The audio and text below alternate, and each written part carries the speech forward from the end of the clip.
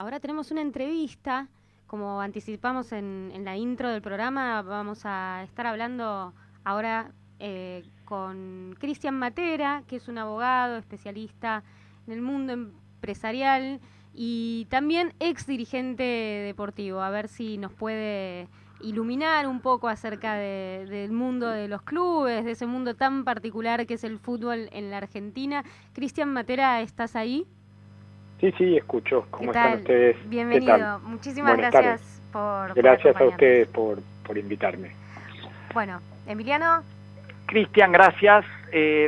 Nada, te queríamos preguntar algo que uno advierte a partir de la mera lectura de los diarios. No sabemos si es así, lo damos por bueno y por eso te lo preguntamos. Porque la mayoría de los clubes están fundidos. Los clubes del fútbol argentino son deficitarios estructuralmente, eso tiene que ver con malas administraciones, tiene que ver con que el fútbol paga otras actividades sociales y deportivas. Los contratos de los jugadores son astronómicos e impagables, los dirigentes son ladrones.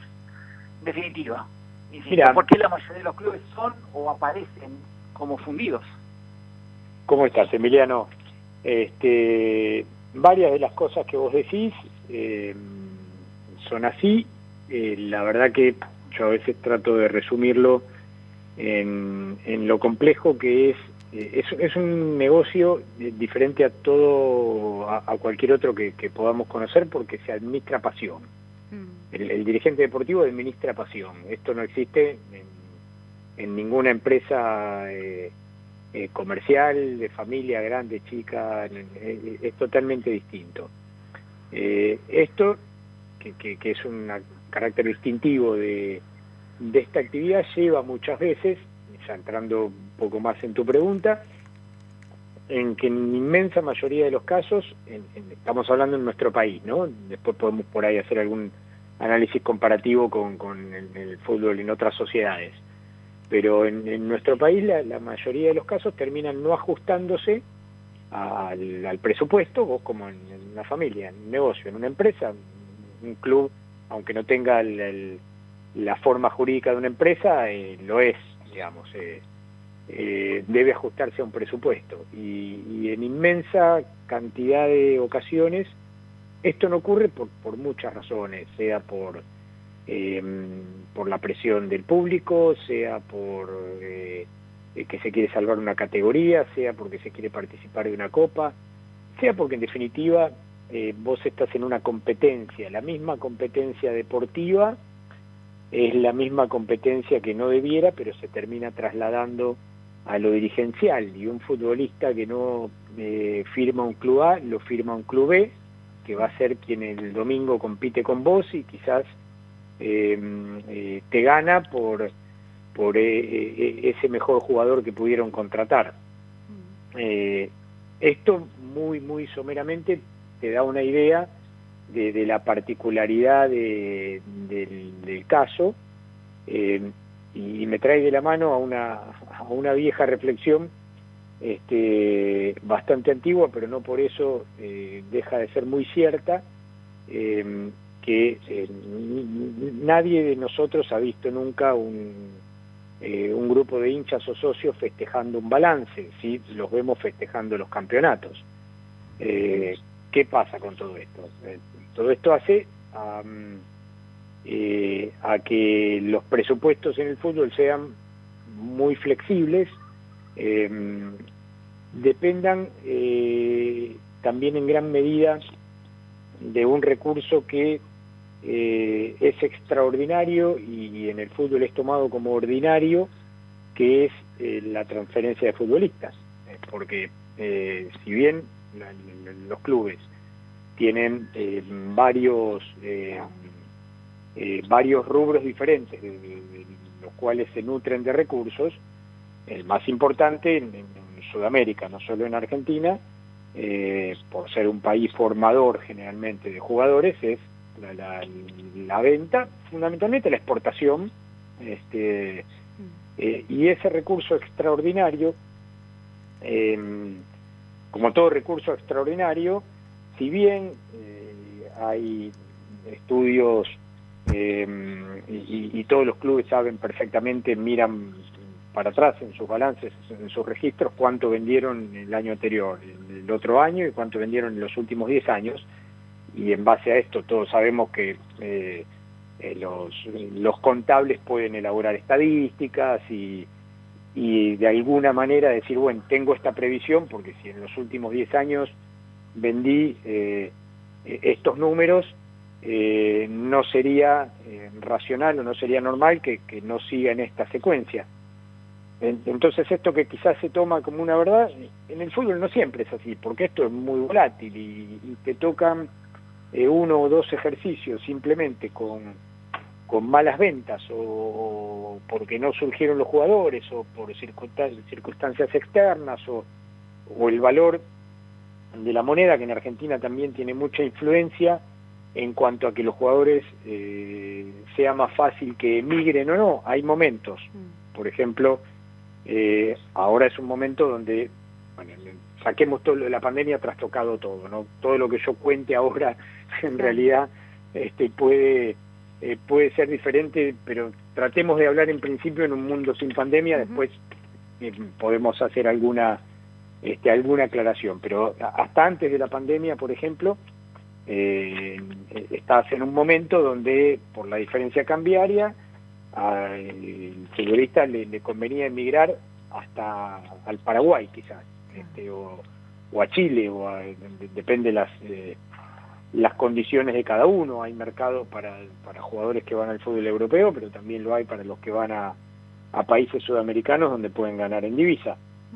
Y hay otros momentos que no, hay otros momentos que por la circunstancia cambiaria, como los jugadores ganan mucho dinero, siempre, estamos hablando de fundamentalmente primera división y en algunos casos en la segunda división argentina también se gana buen dinero.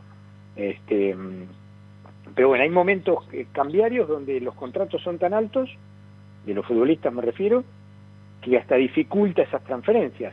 Entonces, bueno, con toda esa situación lo que trato de explicar es que el fútbol es deficitario, por supuesto que se agrava si la gestión es deficiente, ¿no? Pero el fútbol en sí es una actividad deficitaria. Después podemos discutir si tiene que ser superavitaria en función de la figura jurídica que tienen en Argentina los clubes, que no tienen por qué tener fin de lucro, digamos, ¿no? No sé si es muy confuso lo que cuento, si se llega a comprender. No es confuso, pero cuando uno piensa en un club, bueno, vos, aparte de Independiente, advierte múltiples actividades deportivas, múltiples actividades sociales. Si el fútbol no debiera sostenerlas, ¿sería superavitario? ¿Sería sustentable? ¿Qué papel tienen estas actividades sociales y deportivas en el déficit de un club? Digo, para salir del tema fútbol. El fútbol la sostiene, esto solo está muy bien. El déficit del fútbol. Está muy bien la pregunta porque esto tiene claramente una relación con los clubes, en Argentina los hay y muchos, con gran actividad social, más allá de las crisis económicas, cada vez tienen menos lamentablemente los clubes de actividad social, ni hablar ahora en momentos de pandemia, pero una vez más hablemos o tratemos de comprender esto hasta la llegada de la pandemia, porque ahora ya todo es diferente, ¿no? Pero hasta ese momento clubes importantes de Argentina, grandes y no tan grandes también, y no por siempre mencionar a los grandes, pongo como ejemplo clubes como Vélez, como Lanús, Ferro en su momento, en los años 80 y 90, una inmensa actividad social. Toda esa actividad social es así, es ampliamente deficitaria, porque las cuotas de los clubes en general son muy populares, las actividades deportivas siempre tienen algún plus que se paga aparte, pero nunca cubren todas las actividades, salvo alguna muy honrosa excepción. A veces el tenis en algunos clubes logra tener superávit, o por lo menos estar equilibrado al menos, porque siempre es un deporte que se puede cobrar un poco más, pero después hay el club que más conozco, que es Independiente, ha llegado a tener 60 actividades, ni hablar River más, Vélez por supuesto, Lanús. Tengo una pregunta concreta. Soy consciente de que dejaste de ser dirigente deportivo hace un tiempo, quizás no manejás los valores actualizados, o incluso el porcentaje que ocupa, no sé, determinada actividad social, no lo tenés presente porque ha sido modificado, la coyuntura a veces introduce variaciones profundas, pero a modo de ejemplo, ¿qué parte del presupuesto de Independiente, o digo Independiente porque es el club que supongo mejor conocer, sí. se lo llevan las actividades sociales y deportivas? ¿Qué parte? Mira, o por ejemplo, ¿cuál es el contrato de un jugador que llega a primera, su primer contrato? Supongo que depende de cada jugador, pero el sueldo promedio y su prima, ¿de qué números hablamos? ¿Y cuánto vale una cuota de asociado, no?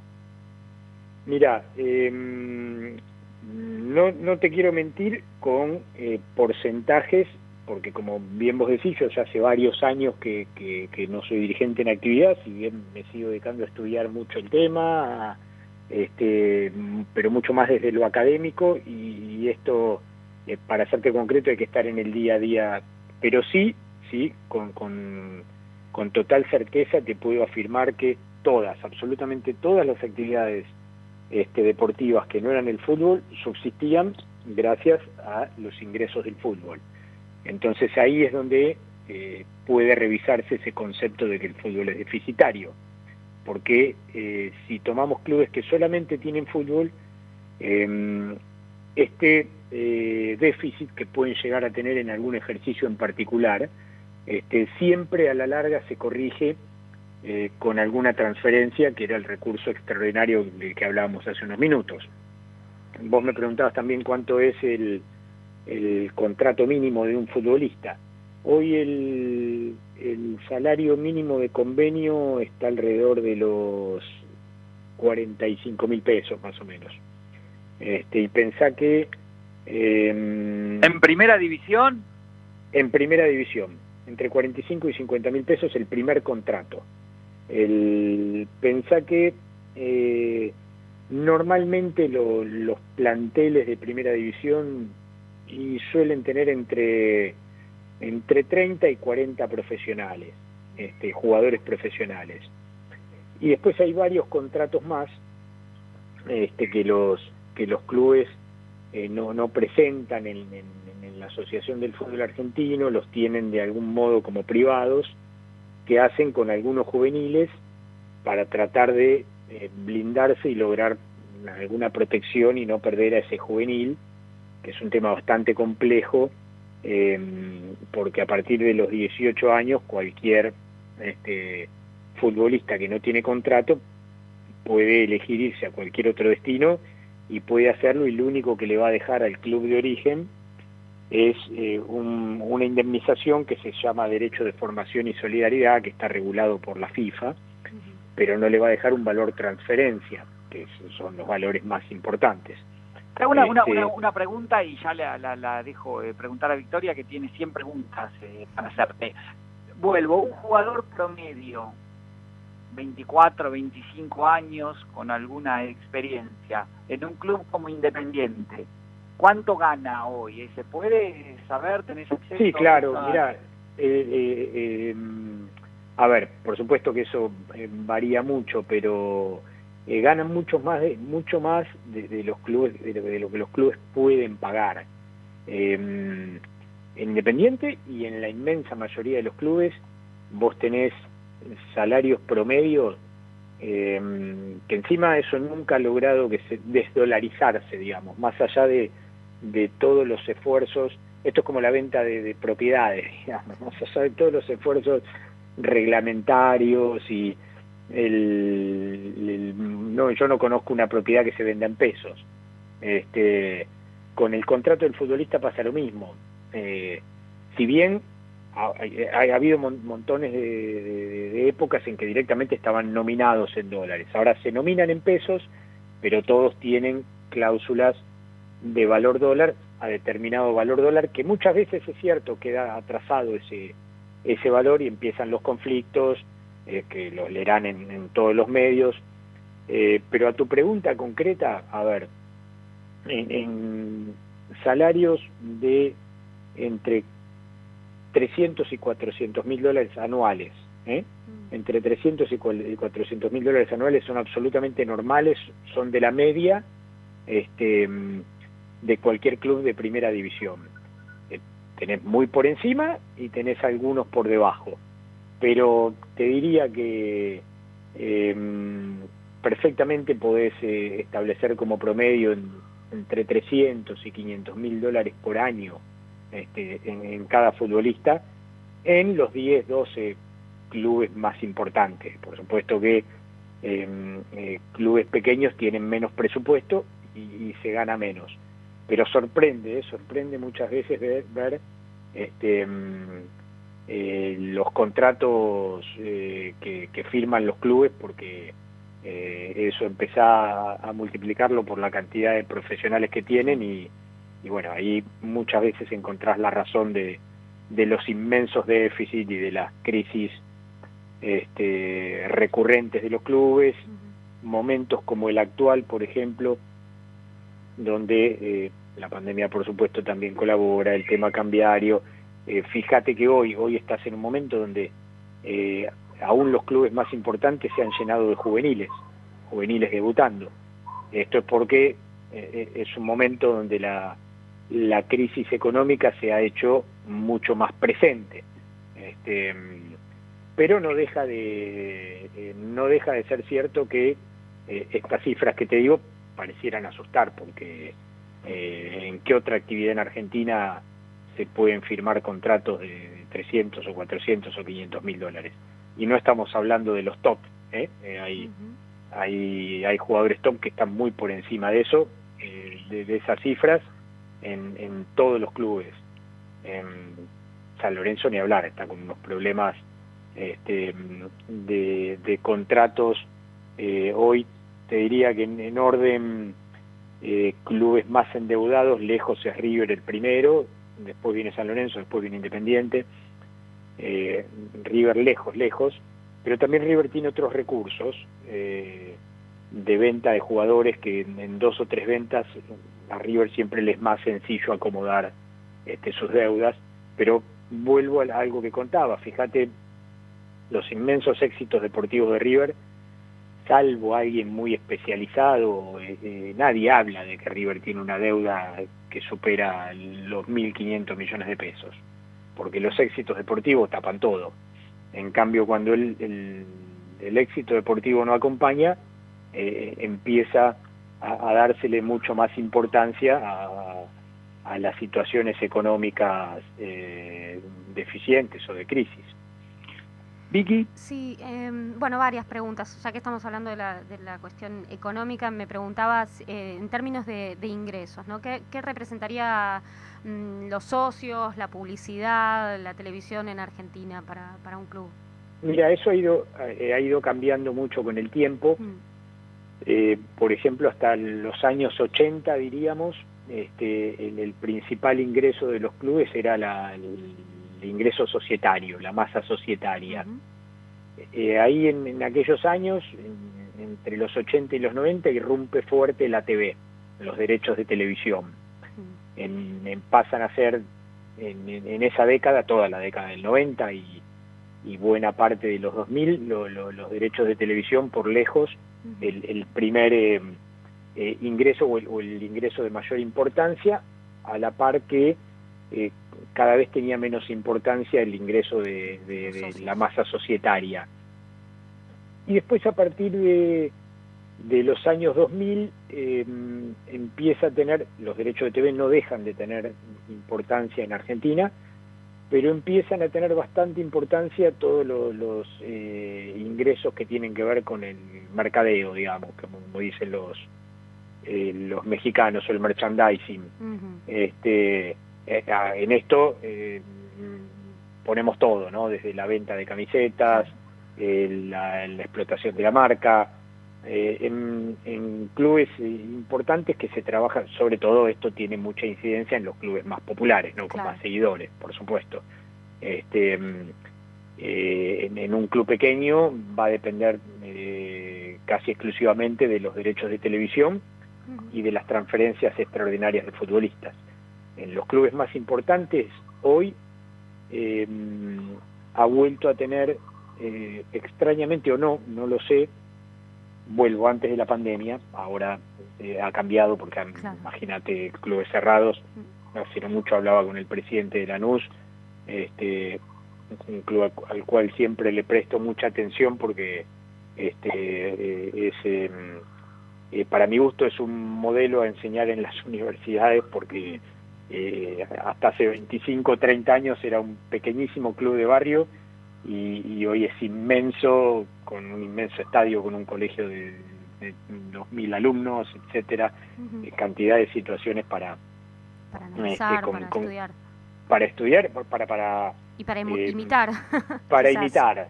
Para imitar con una economía muy sana.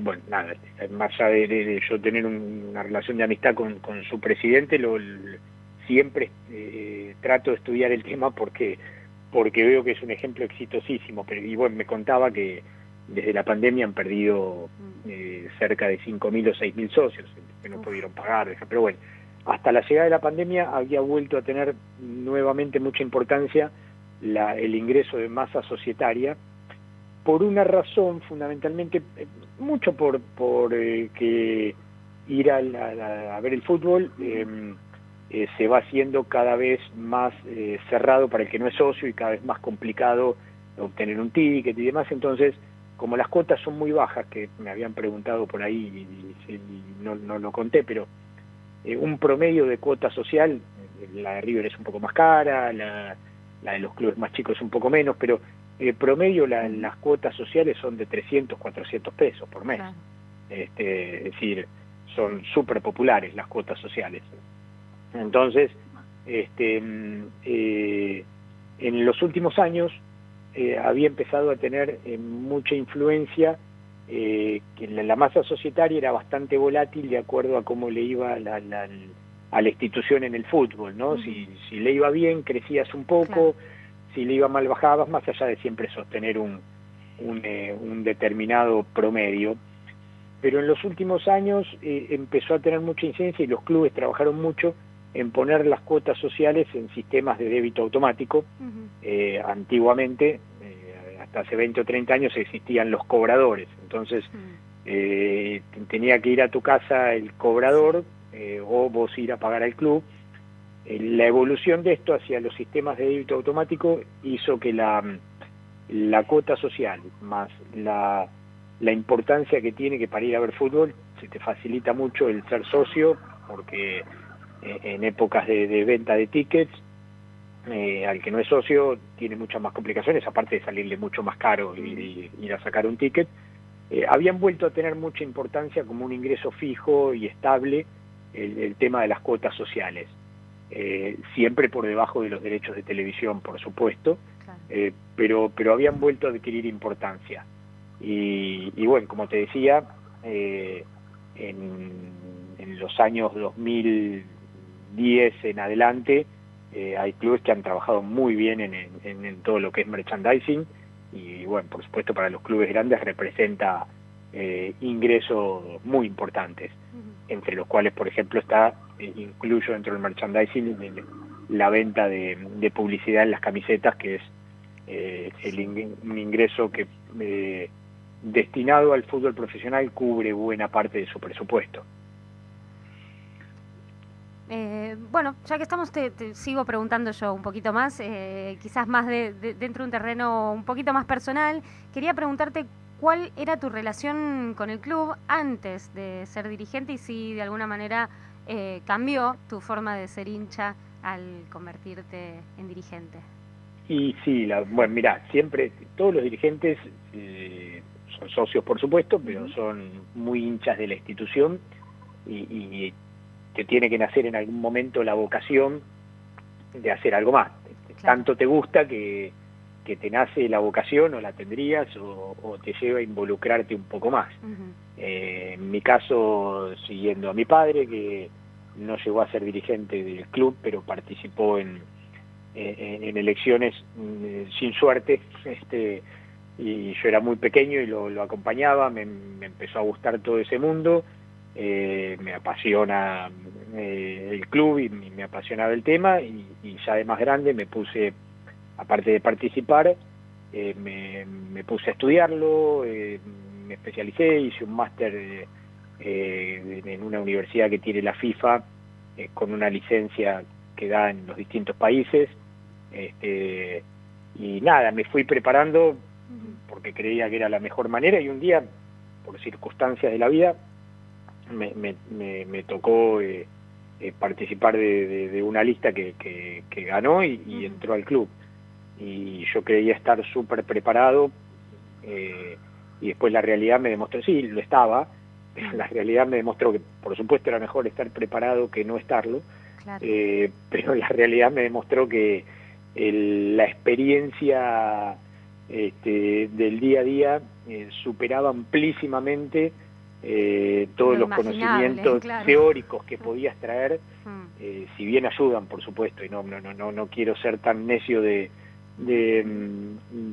no valorar esa preparación que me sirvió y mucho, pero clarísimamente lo que más me sirvió es poder tener una cabeza abierta, adaptarse muy rápidamente al día a día, que es inmensamente distinto y de una vorágine tan grande, y que tenés que empezar a manejar, sobre todo en clubes muy populares, donde presiones de la prensa, de los medios, y la época que yo fui dirigente no había Twitter, no había, yo ya hace 10 años que dejé de serlo, los medios eran un factor importantísimo, pero sin Twitter, Instagram ni Facebook en aquel momento. Así ya había empezaban las redes, sí que había, por supuesto, claro, y los foros y demás, pero no quiero ni pensarlo ahora, ¿no? Claro, bueno, los hay, todos los departamentos lo tienen, todos los clubes lo tienen, departamentos de prensa, algunos de ellos son muy buenos, y no deja de ser un área de inmensa importancia en un club, como comunicás también, ¿no? Quizás algo de esta especificidad, ¿no?, que establecías al principio de la cuestión de administrar pasiones, ¿no? Creo que eso vuelve la tarea aún más compleja. Muy compleja, porque mirá, bueno, con Emiliano lo hemos charlado hace muchísimos años, cuando el debate era un debate presente, si era mejor las sociedades anónimas deportivas o los clubes, asociaciones civiles como tenemos en Argentina. Será hace 15 años atrás que se planteó muy fuerte ese debate. Después, en algún momento de la presidencia de Macri, se volvió a intentar sin éxito. Lo estudié también el tema, tengo una posición claramente tomada en que yo prefiero el actual esquema de los clubes, asociaciones civiles, pero con la siguiente aclaración. Yo creo que requieren de una profunda reforma, y sí recuerdo hace muchísimos años, cuando terminé mi especialización en derecho, no era en derecho, era más amplio, era en management y derecho deportivo, había que terminar con una tesis, y me acuerdo que escribí una tesis que tenía por título La rentabilización del dirigente deportivo, y en su momento se la llevé a Grondona, que no prestó la más mínima atención y se reía, por supuesto.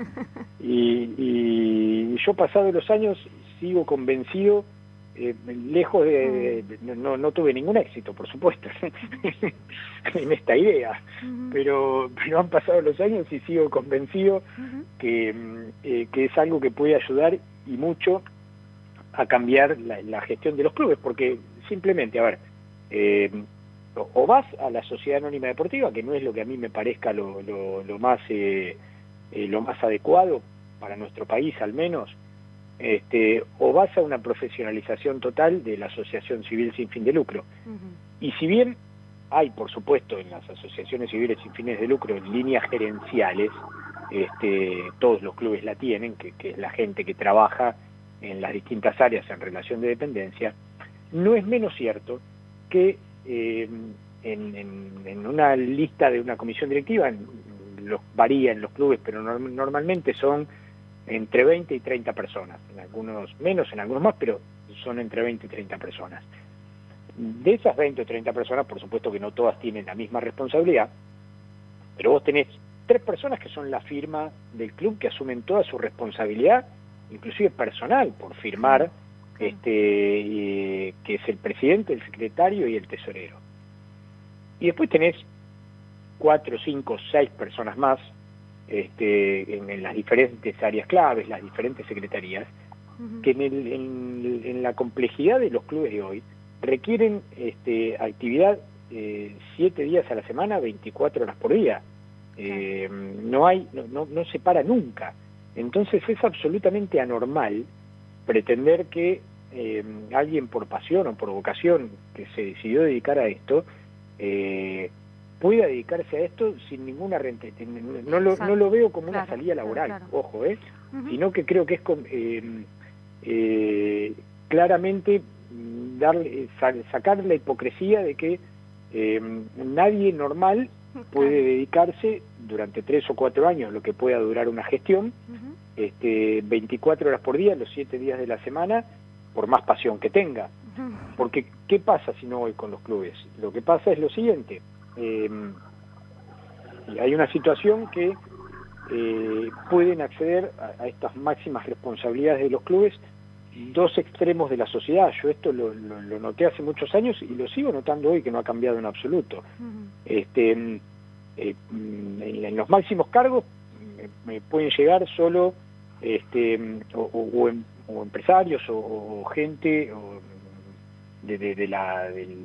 del rubro que sea, pero con su vida ya solucionada, que no necesita trabajar, ¿no? Para ponerlo en un ejemplo. Cristian sí. Matera, con él estuvimos hablando todo este rato, pasaron 30 minutos y se nos viene la tanda encima. Sí, hablamos de muchas cosas, sí, pero... Y nos quedaron un montón de preguntas. De casi nada. Nos quedaron efectivamente 500 preguntas. Nosotros solemos cerrar nuestras entrevistas con una pregunta fetiche, menor, suelta, quizá no estrictamente vinculada con el tema por el que te convocamos, pero siempre preguntamos, ¿de quién te hubiera gustado o de quién te gustaría ser amigo? Y con esa pregunta nos vamos. ¿De quién, Cristian? Mira, ahí vamos a coincidir porque sabés que en algún momento lo hemos hablado. No he sido amigo de él, pero sí tuve el inmenso honor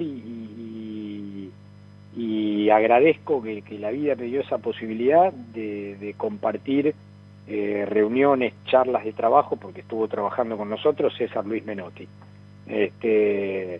Y todos los sinsabores que me trajo ser dirigente, que fueron muchos, porque cuando las cosas no salen bien, te hacen responsable, tu familia sufre, vos sufrís. Los sinsabores fueron muchos, pero lejos, sin haber sido amigo, que no lo fui, pero pude compartir con él muchas horas. Me hubiera gustado ser amigo de César Luis Menotti. Bueno, te decimos unas pocas cosas. No hablamos de fútbol femenino, no hablamos de las barras bravas, no hablamos de la importancia de la pelota, que a veces se pega en el poste y sale, pega en el poste y entra, y eso es determinante para una... aunque algo dijiste, es que sí, es un tema muy apasionante, como ves. Exacto. Vamos a tener que volver a invitar, me parece. Se habrán dado cuenta de mi pasión, pues no los dejaba preguntar mucho, me hacían una sola pregunta. Pero también nos gustaba escucharte, es un placer arrancaba escucharte. El monólogo, pero bueno, tiene que ver con que uno se apasiona con el tema, conoce, ha dedicado muchos años y muchas horas a esto y trata de transmitirle a la audiencia lo que ustedes quieren saber, pero bueno, con todo gusto. Es un placer escucharte y escuchar, justamente, hay algo en la transmisión que es imposible de simular qué es la pasión y en tu transmisión de tu saber, de tu experiencia, está clarísimo cómo se pone en juego la pasión, y por eso daba gusto escucharte y no interrumpirte realmente con nuestras preguntas. Entonces hice honor a esa primer frase, creo, con una de las que empecé, que se administra pasión, claramente es así. Bueno, hablábamos con Cristian Matera. Muchísimas gracias por... Un abrazo, muchas gracias. Chicos. Un gran saludo. Hasta cualquier momento, gracias. Mucho. Adiós. Adiós. Chau. Desde la web www.larz.com.ar hacia todo el planeta.